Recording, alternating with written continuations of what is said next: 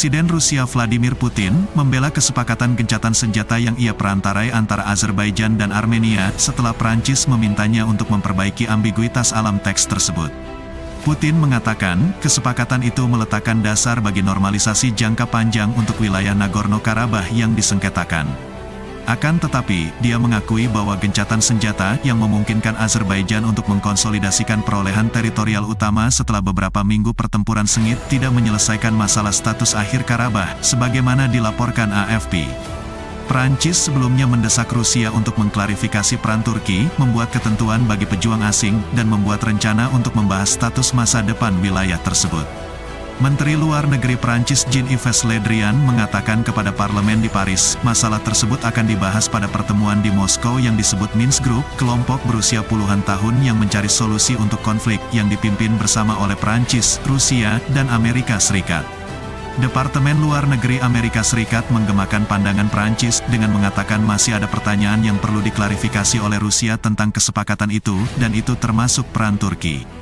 Menteri Luar Negeri Amerika Serikat Mike Pompeo, dalam kunjungannya ke Georgia, yang berbatasan dengan kedua belah pihak yang terlibat konflik, mengatakan gencatan senjata hanyalah langkah pertama untuk menciptakan penyelesaian damai. Tapi Putin membela kesepakatan itu, dengan mengatakan di televisi pemerintah Rusia, fakta bahwa permusuhan telah berhenti dan ada kesepakatan untuk membuka blokir transportasi, memulihkan hubungan ekonomi, itu sangat penting. Karena ada masalah dalam menentukan status akhir Karabakh, dia menambahkan, apa yang terjadi selanjutnya harus diputuskan di masa depan, atau oleh pemimpin masa depan, peserta masa depan dalam proses ini. Nagorno-Karabakh adalah bagian dari Azerbaijan yang dihuni oleh etnis Armenia yang memisahkan diri dari kendali Azeri dalam perang, ketika Uni Soviet runtuh pada 1990-an. Di bawah gencatan senjata, pasukan Rusia telah dikerahkan di daerah Kantong sejak pekan lalu untuk menjaga perdamaian.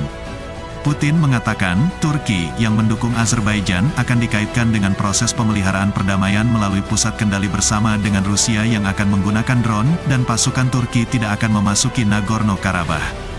Jika Armenia menolak kesepakatan penyelesaian Nagorno-Karabakh, itu sama dengan bunuh diri, ujar Presiden Rusia Vladimir Putin dalam wawancara dengan saluran Rosia 24. Menurutnya dalam hal ini, Armenia akan melakukan kesalahan besar. Menyusul lebih dari sebulan aksi militer untuk membebaskan wilayahnya dari pendudukan Armenia, Azerbaijan mendesak Armenia untuk menandatangani dokumen penyerahan.